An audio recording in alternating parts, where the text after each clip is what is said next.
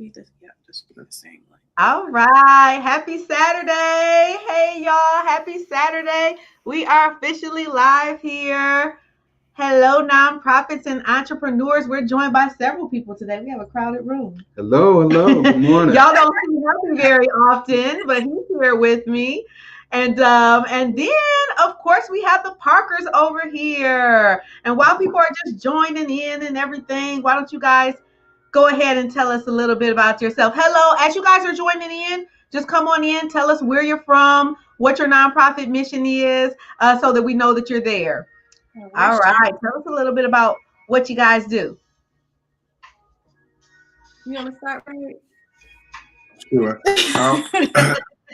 Well, we do a number of things, but we do it as a couple. We do grant writing, communication building. We do coaching. What else? We do a lot of things. So what's funny about us, we're both clergy people. So we're Methodist preachers. I'm United Methodist, and Leon's Christian Methodist. We met in grad school, and funny enough, he taught me how to grant write. Oh wow, that's something. Okay. Yeah, and so from that, we just really allowed the work to tell us what to do. And there's been a lot of churches and nonprofit and small business leaders that just don't know how to diversify their revenue, how to maximize their email list communications. And so we've been able to take our proven strategies of what we've learned through the years and help them become their best selves. Yeah, so the backstory behind that is I attended Miles College in Birmingham, Alabama for undergrad studies, and I was afforded the opportunity to work in the development office where they do fundraising. The family feeling on the HBCU campus, they bring you in and teach you everything you need to know. And so one thing I noticed when I graduated is that Black and brown communities particularly didn't have access or were educated in such a way to where they could, embrace grants and nonprofits and community development grants. So I said, well, let's start, teaching people. And so when we were dating at the time, she was working for a program and she was always trying to find some money. So I'm like, let's write a grant. So you mentioned that. You said, let's just write a grant. Yeah, and the rest is history. How did you guys meet? Bonus question. So you want my version? It's two versions. Oh, okay. No, I have the truth, but you go ahead. Truth shall set us free. Sips tea. So we were both leaders on campus. I was the president of my denomination. He was the president of his.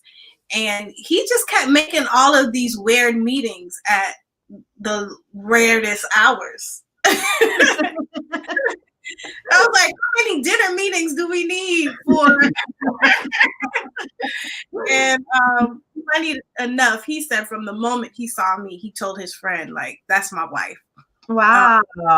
It was probably like a year and a half of him just like wearing me down that we ended up I will together. say the end part is true. When I first told her, I did tell my classmates that was my. So she was walking across campus, and I was like, "What's that?" Mm-hmm. And there was this girl who's our friend.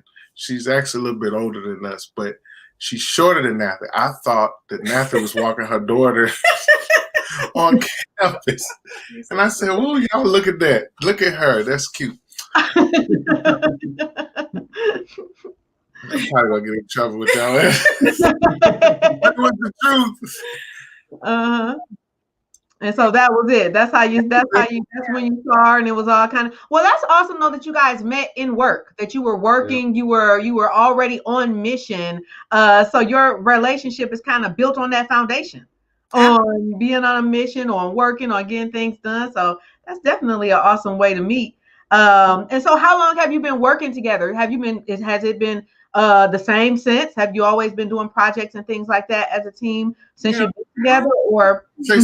Since graduate school, yeah, we've been working together for about 6 years now. Yeah, so this is the anniversary of he proposed on Thanksgiving in Times Square 6 years ago, and then we married. Anniversary! Wow. We've been married for. And that was the story in itself. Years. I was scared to propose because hours before her mother threatened me. Oh. My mom had like a machete, and she was like, "You better take care of my daughter." Oh, okay. A good threat. That's a good threat. I'm still stranded, so. Yes, that is awesome. So you guys have been doing this for some time then. You've been working together for some time, so it flows kind of naturally. Tell me about some challenges. What type of challenges have you had in working together? Or how is it a different dynamic as far as home and work, even though you're working at home? Is there like a change of dynamics when you stop working, or is it the same? So we had to really separate. This is one of the big things. We had to know when to stop working. Mm-hmm. Like, do you guys have that at home? 24/7. I'm just like, no, stop. Shut it off. Think about that. Mm-hmm. What's for dinner? I have Go to the movies. my questions go overtime sometimes, and I'm asking her what Like, time she's coming home couch. from work, and you got to have a cutoff. Same thing. Yep, that cutoff is so important. And especially when it's something that you're passionate about and you're connected to people and you're connected to impact, because sometimes as soon as you get those ideas, like I wake up super early at like 4:30, 5 o'clock. And I start, I start communion. I start all these things. My energy already up here. And then he gets up a little bit later, a couple hours later. But by the time he get up, I'm just ready to just start. I mean, like, I will stop talking until you start talking. I'm waiting there like, hey. I figure out what day it is. Like, good morning. What's so funny, Tracy? Like, our first date, he took me to a mission that he was working with, which was feeding those without homes in Atlanta. And that's what made me fall in love with him. So I think in a lot of ways, making an impact and helping people is a love language for us. Mm-hmm. But the game changer, I think, in our relationship was last year we took the DISC assessment. Oh, yeah, that's true. Because I noticed we did that too. We just did that. I was noticing we were like having arguments about things, petty things, and it seemed like we were. I was like, we must have the same personality type, but I realized I'm a results person. I don't care how we get there. Let's just get it done. Mm-hmm. And he's more of regimented, a perfectionist, like the way you And so that helped. It's the bald head, bro. So that helped me to kind of have some language around where the breakdown in our communication was. And now for me, it's like, all right, I got to be in love with the process. And so it's not just about what we do, but falling in love with how we do it and how we communicate and creating those systems that have been really, I think, the game changer in us. So the other day I was like, babe, I just feel like we're so closer. He was like, yep. Absolutely. But it's so important to know your languages. I know even the same with the 5 love languages. And then I think we're connected through Reginald as well, Reggie Butler. Mm-hmm. And he did our assessment, the DISC assessment. And that was just mind blowing, like getting to know how you operate. Then we did it on our whole team as well. Yep. We had a whole team DISC assessment so we can know, because I feel like the best thing you could do for anybody working with you is connect them with what they're gifted to. Make sure they're working in their gifting, they're working in their lane. It won't be a stress to them. It'll just be completely different. I say entrepreneurship is hard, but if it's something you're passionate about, then it takes away from all of that work. At least you're building something that you know is your calling. Absolutely. And so we try to increase everyone around us and your profitability. Absolutely. And so same thing here. That DISC assessment really helped. And it helps me really to just look at people and realize they don't operate like you. Because I always say, I want some mini-me's. Mm-hmm. And he like, first of all, I don't know how long you're going to take to get anybody that's going to be able to do and see exactly like you. It's not about them doing exactly like you, because that's not really growth. Growth is having different perspectives around you, being able to see those perspectives, being able to utilize those and see the areas they're gifted in so that you can balance each other out. So that really helps because I'm always like, okay, well, how are they seeing it? Well, like his pace is fast, which is needed very often, and I don't understand. I'm just floating around all the time, like, and so little story. We that drives him crazy about me. What you say? That drives Leon crazy about me. Crazy, like, let's get this done. But then, he'll move at such a pace. He'll say something like, okay, we're going to do this, then we're going to do this. And I'm like, hold on, let me pause here. Let me get that one done. But we were going to, what's that, the nature place? What is it called? Beautiful place. Y'all, Turkey Run? Turkey Run. We decided to go to Turkey Run. It's like this beautiful, National park. Gorgeous. And it was right after a Saturday like this. So we had just had our live and stuff. And he was kind of rushing for us to get out the door. I'm like, I'm not getting it at all. I'm like, okay, we're going to enjoy ourselves. It didn't sink in until we was on our way back. And we was coming from the country and it was pitch black. Everybody else, first of all, we come out the trail, out the woods, and it was packed before we got there. But when we come out, it's no cars. We're like, and I'm like, I see why I see that pace now. And I wasn't thinking that far. Exactly. So, yeah. So it was just, just kind of looking at that as a gifting. Oh, look at your little one.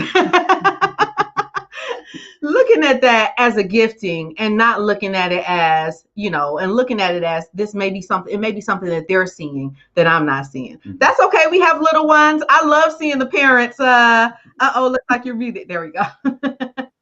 I love seeing the incorporation of the entire family.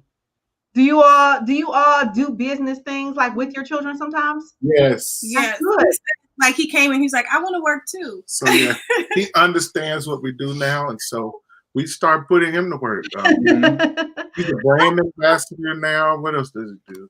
Yeah, and he has his own little Instagram page. Yeah. He would get dressed in the morning and ask me to take his picture. So I had like all these pictures in my phone of him in these cute little outfits. So I was like, let me put a little Instagram page together. Oh, he has his own page. He has his own page, and now he's the brand ambassador for a children's boutique. All right, that is awesome. That is awesome. That's what I'm talking about. A lot of times people have a hard time separating that. And during this pandemic, it's been something like, or not separating it, but they have a hard time incorporating, doing the virtual schooling, doing family things, and then working from home as well. And so sometimes it's just a blending and they get inspired by what you're doing. So that's one of the things I do with our little one. I'm like, how can I incorporate him in this? I have to do it. So how can I incorporate him? Let me let him know what I'm doing and see what he can, so that's awesome because they're learning as well. And it's amazing to hear him at 3, he's like, Mom, what's Honeybook? What's and then he says he's gonna go collect rents from his tenants. I'm like, boy,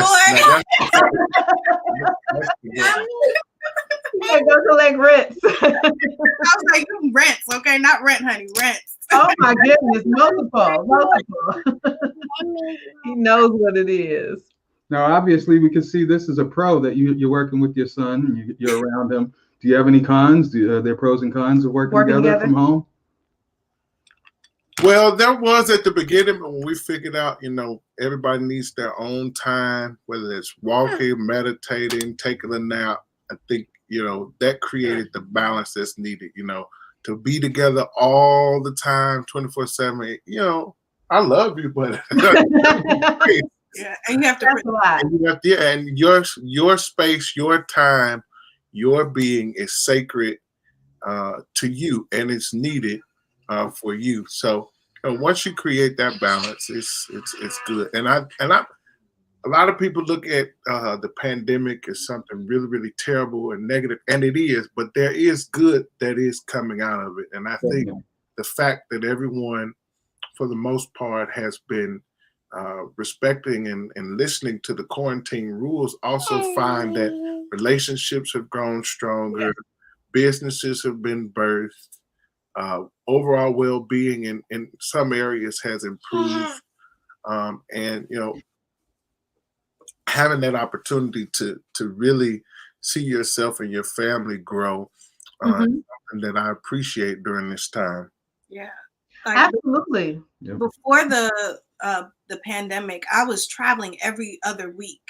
Oh my goodness. I look back and I think about it, of all the time that was lost. Yeah, and then there were times where we were both traveling, and my mother-in-law had to be here. We were just like putting suitcases down, slapping hands, saying, "See you next week." Yeah, and just like the fact that we've been able to slow down and in our marriage spend this much time together has really, I think, has been God's providence in it all. Yes. That even during difficult times, you can find some grace, and I'm appreciative of it. Absolutely. I'm all for the silver linings that has happened.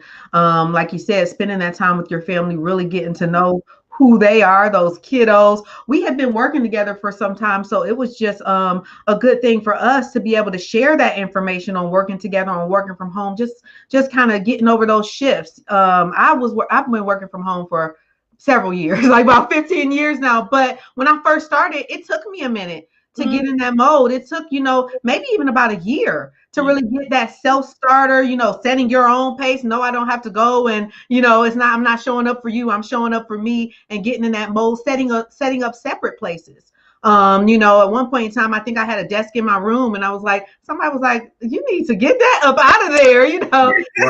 in there, just having those separate. Now we have a couple of places throughout the house too, because like you said, sometimes, he's in full workflow here, and I may be just transitioning here. Like after calls kind of can be not draining. That's not the best word, but maybe a little time consuming. And so it takes me a minute to transition after that. But he may be already all into work and getting, and so we might have to separate and work separate, or I work and get where I'm at. But like you said, kind of respecting that each person works differently and needs that separate space, especially in times like this when we're all kind of together, because it's like, how do you give that? Is it just separate throughout the house, or one person, how does that look? Right. To add on to that, you guys already had a similar background. Our backgrounds were completely different work-wise. I came from a logistic background. So for me to come to work with her at home, from home, and have our own, my adjustment needed to catch up to her at that point. So definitely adjustment. It was all adjustments, yes. But what you realize is you grow. With each adjustment, you definitely grow. I know a lot of people say, working with family and things like that, they have a hard time, or they don't know if they'll ever work with family. Do you guys work with any family outside of yourselves as well? In some ways. Yeah. In some ways. Like, you have to build your team, and sometimes building it is with either family or extended family. And I think for us, like, my cousin, who grew up with me like a brother, he's into real estate, and we are venturing off into that. Okay. And so we work well with him. My family comes from a background of real estate, and he's the next generation that really is taking it to another level. And so we kind of work with him in that area. And then I have cousins and extended family that manage my booking.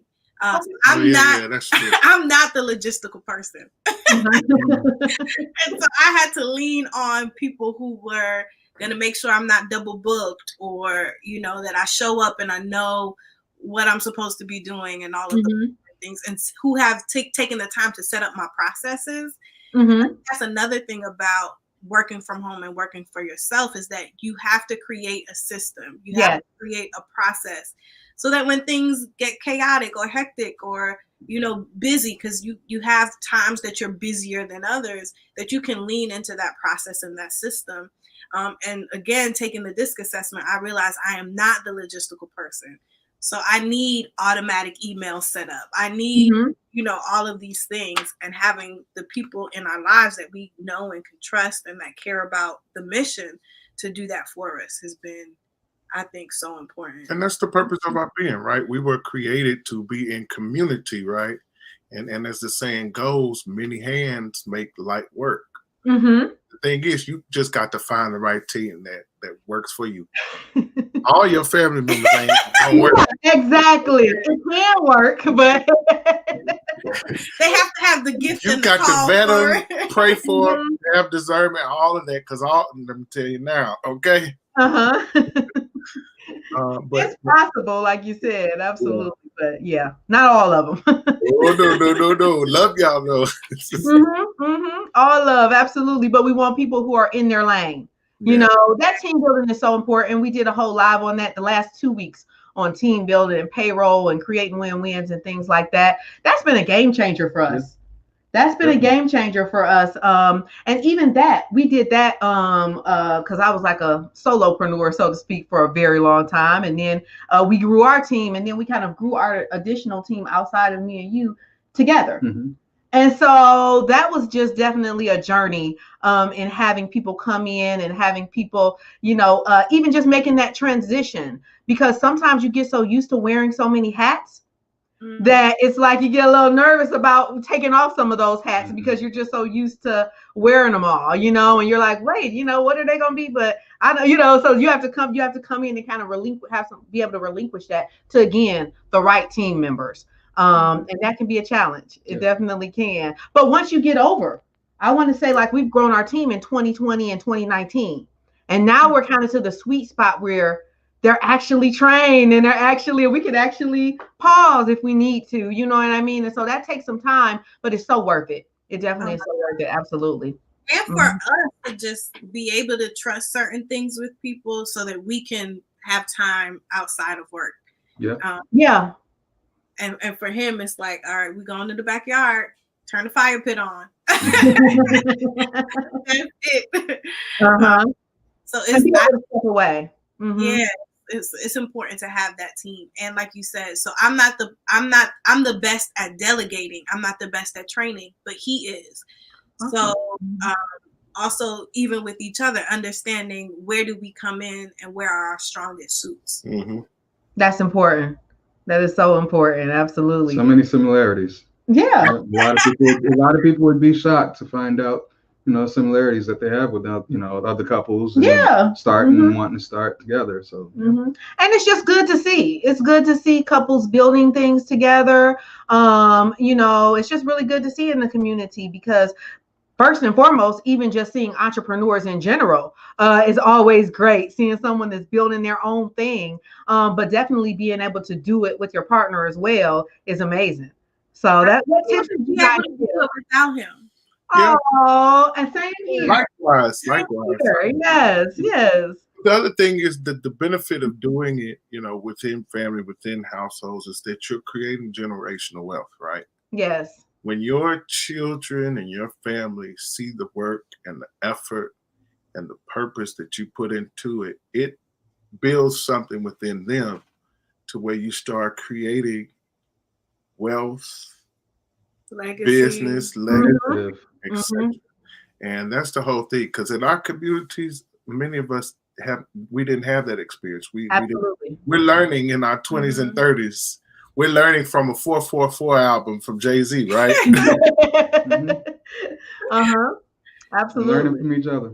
Yeah, learning from each other as well. That's so important. That's like a super nugget right there, is your circle. Making sure that you're putting yourself, whether that's virtually or whether that's physically. That's been a silver line to me with the pandemic, is there is no excuse ever need to be made for you to be in an environment that you don't want to be in. You know what I mean? You might have to make excuses before for not doing this or not doing that. Now, introvert. I'm like, I don't want to go. I don't me want too, right? I don't want to talk to nobody. But hey, how y'all doing? Okay. I'm like, this is fine.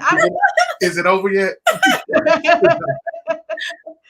Yeah, so this is fine for me to be I'm the same way. I'm an introvert, so it's kind of like, you know, I prefer to be inside, but it's so great to have tools like this, virtual tools, where you can be inside, where you can have your time, but also in the most productive way, because you have multiple people watching at a time, you can be able to connect and share. And I think that's why I'm an introvert, is because when I'm connected, I'm like all the way in there. So it's almost can be like an energetic, like if I'm in a room with a whole lot of people, it can feel energetically draining to me. You know, so that's definitely a silver lining for me, having that time inside and being able to help people to see that, you know, sometimes people aren't comfortable in their own skin or comfortable in their own with their own presence.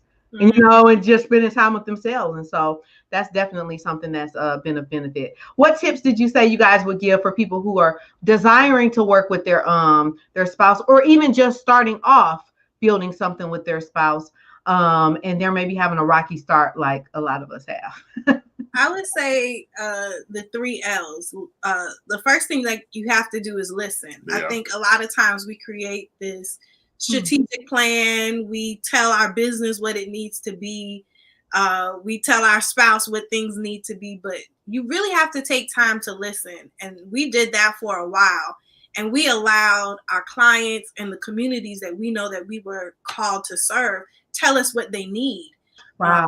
And then from there, we created, packages that were customized to our clientele. And I think for us, that's been the game changer. Yeah. Yeah, I think, if you limit yourselves to a certain area of circuit focus, you miss in certain communities what they really need. And so you listen, and like Nathalie said, create a plan of action for what your audience, what your group, what your community needs. You become more effective to the extent to where you empower people through your teaching of listening, right? Yeah. You become a problem solver. I think it was one movie that was a quote. They said, you want to create a business, find a problem and solve it.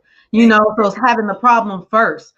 There's so many communities out here that have questions, whether that be in nonprofit, entrepreneurship, team building, things like that. So when you find those questions and come up with some type of solution or program or system to where you can help people, like you said, that's a game changer starting there. And that's huge. That is huge. So I don't want you guys to miss that. That's huge. Being in touch with your community first, finding out what the problem is and what the need is, and making sure you're there. That's doing your research. Mm-hmm. That's not building. Sometimes you get so deep into building this thing or building up something, a whole package, and you haven't taken 1 minute. Nobody wants it.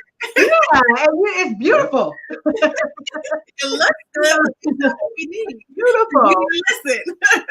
Exactly. And it's like turns into a lot of time wasted, and it gets you frustrated. Mm-hmm. Because now it's like, okay, you don't trust yourself, and you put all this time in, and you're like, maybe entrepreneurship isn't for me, but you kind of forgot step 1. Mm-hmm. So I want to make sure that you guys get that. So you said the 3 L's, and you said one was listen. Yeah, so listen and then leverage. I think a lot of people don't realize how much social and political capital they have. So one thing that we do with our clients is we help them to see, where are your touch points? Where are your connections? Where are your partners? So after we walk you through this process, it's about you maintaining sustainability, right? And that's really what I think is different about our approach to our work. It's like, we're not just giving you a one-time solution. Right. Like, we're transforming your nonprofit, your small business through these services so that you can ultimately be better. So teaching people how to leverage, whether it's through their communications to expand and become more sustainable, whether it's through grants and creating partnerships and fundraising and revenue, leverage the opportunities that are available to you that are low-hanging fruit. Absolutely. And then the last thing would definitely be legacy, not just for your family, but for your community that you're called to serve.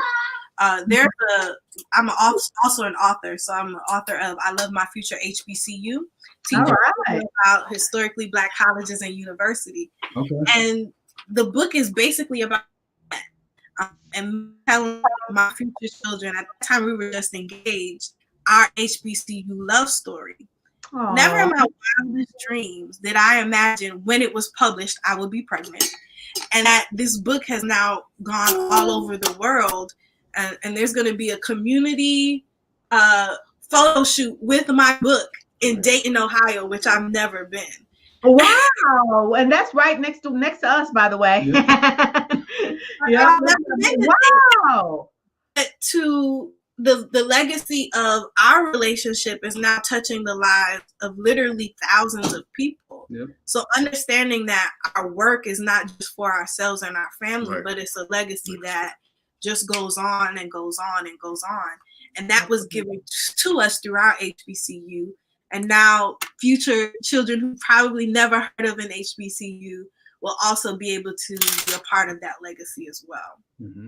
That is awesome. And that's so important. Those are some just extremely important tips. When I think of the word legacy, I just think about one of my favorite sayings is create win-wins. Get out there, create win-wins. Just that it's not about you. So many times we come into even the nonprofit space, believe it or not, them and it's just kind of thinking, okay, I want to create this. Okay, first let's see what's created. Let's see if it's filling a gap. Let's see, why. What's your why? You know what I mean? So it's so important to connect to that legacy and connect to creating win-wins and how this is affecting us. And when I say us, I mean my sisters and brothers, us, us all. How is this affecting us and how is this uplifting and elevating us all, as opposed to just, is this something that's just going to, the end goal is to elevate me?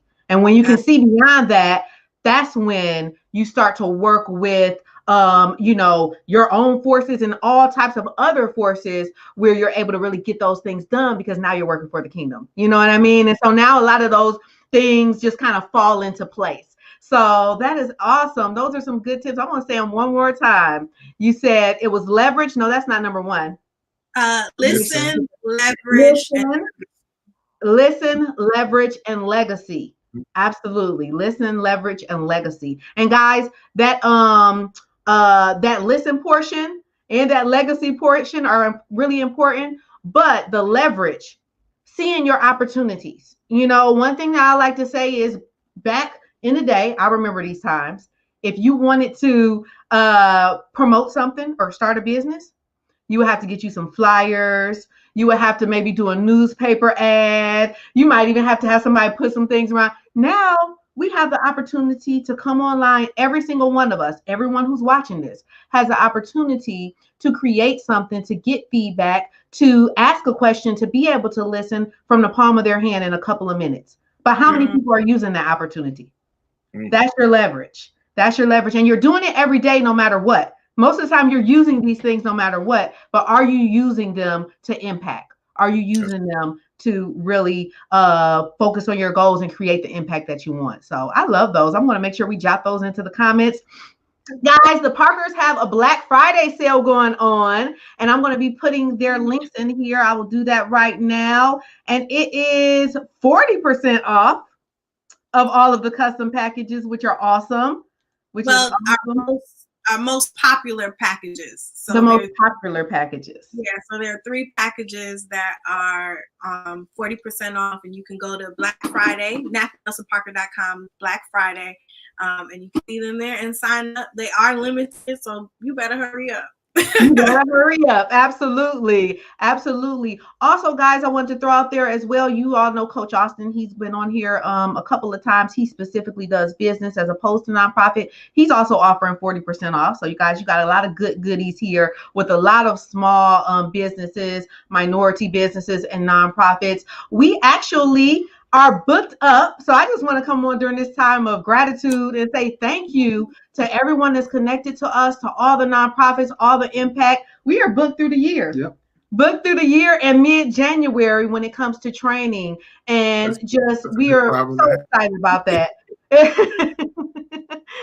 So excited. We can't, and more excited. Our hearts are mostly filled with what we've been able, how we've been able to impact. The nonprofits that we've served, we brought in at least a little bit over 500K during this pandemic in grants and funding and things like that, and with those funds, we have food banks, we have nonprofits focused on youth, we have nonprofits building up minorities, we have places like Coburn Place, where I serve on the board, and they've been able to help even more women who are transitioning from domestic violence and survivor of domestic violence. So the fact that we've been able to pour all of that into things that are impacting the kingdom is awesome. And so we are actually having a Small Business Saturday deal as well, guys. We're going to be teaching a flash workshop specifically on abundance. So if you want more information on that, I sent out an email. You can respond to that. It's going to be a small group, about 20 individuals, and we're going to be coaching you through the first 3 months of this year on bringing in that abundance and mindset.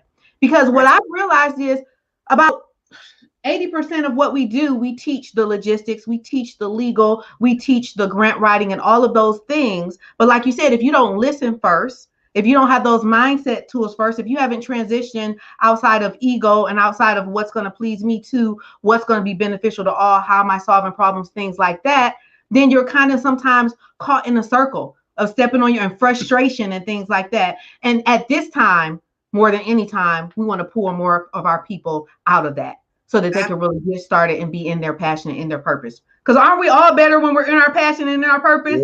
You know, our neighbors is better. Life is better. Your life is better. You smile at work. Yes, your children's better. Everybody's better. And so we want to aid with that as well, guys. So you all have the opportunity to connect with all of those programs. Feel free to reach out to Nathalie or reach out to us if you have any questions. Thank you so much for joining us. We're gonna thank you for being there. We love you are I say the goats in it, and we're just so privileged. Oh, thank you. No problem. No problem. Thanks again. And if anybody needs to reach out, again, her information is right in here. We will see you all next week. We'll be coming on with a hot seat. You know, I do that midweek, guys, and then we'll be next Saturday live as well. I hope you guys are enjoying this time, taking some rest, relaxation, you know, and just spending some time to really think about the things you're grateful for. That sounds really cliche, but that's probably, I would say, the number one tool in mindset to attract abundance is to look at the things you're grateful for. There's always something there, and really just take some time to sit with them, because we sit with the negative things. So make sure you're sitting with those things that lights go out right now. You super grateful for power, you know, you like, man, I didn't realize, wow, you know, when it comes back on. So yeah, think about that every day. Try to have that same gratitude every day, and you'll start seeing things just change right around you. All right. So I'll see you guys in the next live. Thanks again, guys, for joining. Thank you for having us. No problem.